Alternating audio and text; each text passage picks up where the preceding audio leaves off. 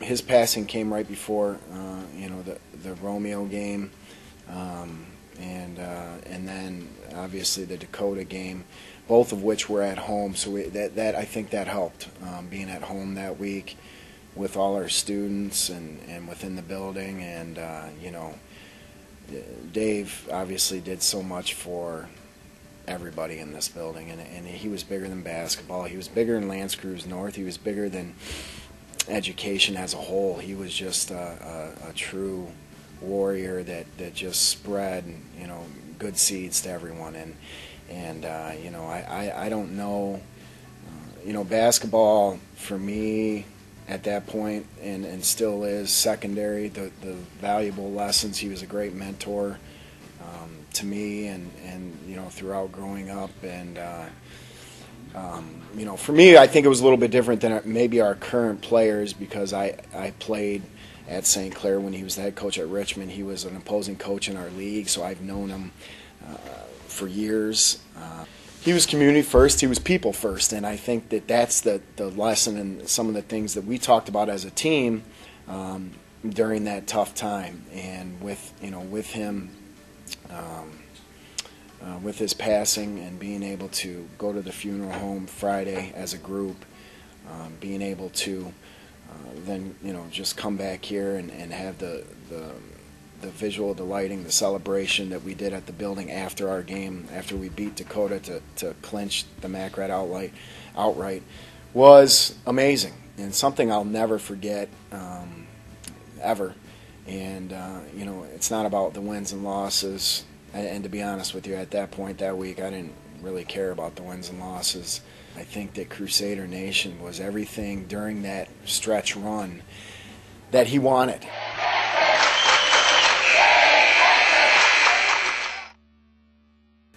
Started off the week, our tournament run started off Monday night at St. Clair against St. Clair, a very tough opponent, and played them tough and ended up getting out of there in their gym with their crowd, my former high school, which was a little bit different for me, but our kids really stuck to the game plan, and we ended up getting out of St. Clair with a 9-point win on Monday. On Wednesday, so we advanced to the semifinals for the district. On Wednesday, Dakota was waiting. They had the bye. We had beaten them by 3 at their place, and then, of course, the second time was on the day of Dave Jackson's viewing. And so it was a little emotional. I didn't know what to expect, and so we got out of that game winning by 17. Well, so now we face them for a third time in districts, and they were well prepared. They were winning at the half by 4. We were kind of out of it, kind of in the funk. We actually came back and won by 10, so we outscored them by 14 in the second half, which was a big win. I was really nervous about that game, especially with everything that was going on and traveling up there for the second time in 3 days. So now we go back for the third time in 5 days for the district championship against Port Huron High. A real chippy game. I think overall we were the better team. We knew that, but they had some athletes and really battled us hard. We ended up stretching the lead to about 16 in the third quarter, but then they got it back down to 4. And then we had some clutch plays again to kind of close out that night and win our first district championship since 2008. And I think that our kids really felt good about that, because at this point you have accomplished your main 2 goals, to win the MAC-Red and to win the district championship. Monday was against Fraser. We had beaten them at our place by 3 points here in a non-league game, and they really play hard. They're well coached, so we knew it was going to be a tough game. There you go.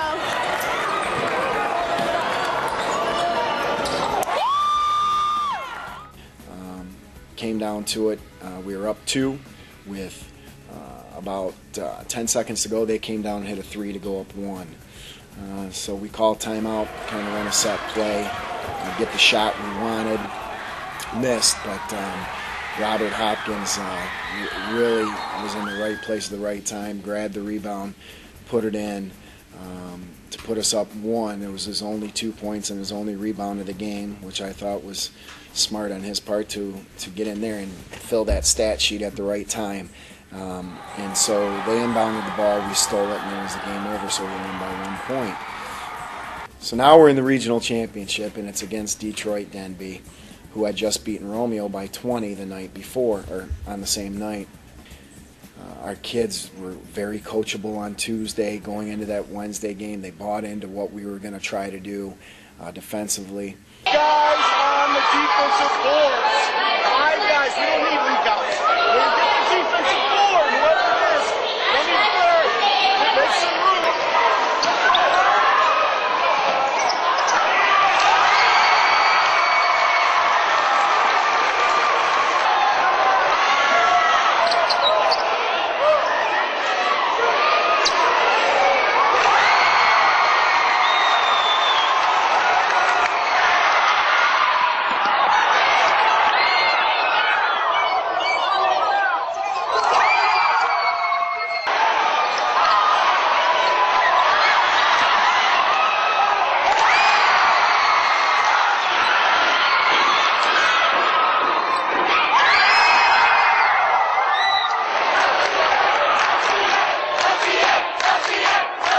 And so we build a 9-point lead in the fourth quarter, and Denby comes all the way back. They tie it up. And at this point, we had a few timeouts left. Tyler Conklin had the ball, and I just figured, I think that we're going to let this play out.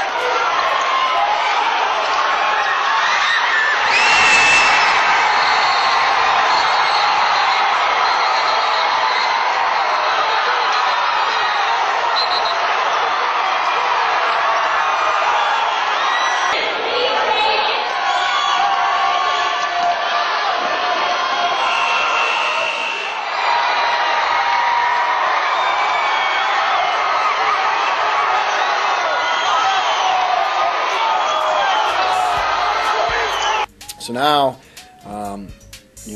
these guys and their efforts, now we're district and regional champs, knowing that probably Waterford Mott would come out of the regional and we'd see them in the quarterfinal.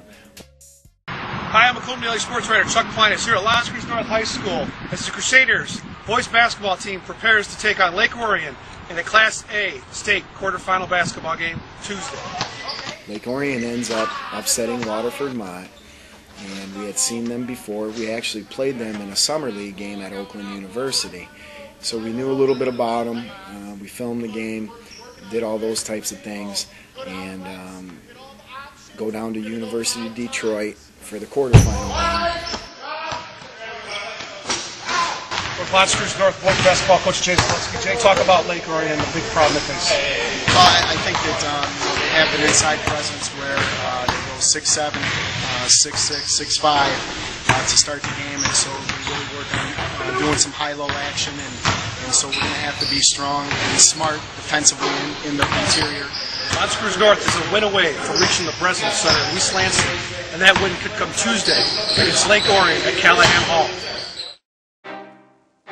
Hi, I'm Macomb Daily Sports writer Chuck Plinus here at the Class A state quarterfinal boys basketball game between Creuse North and Lake Orion at Callahan Hall.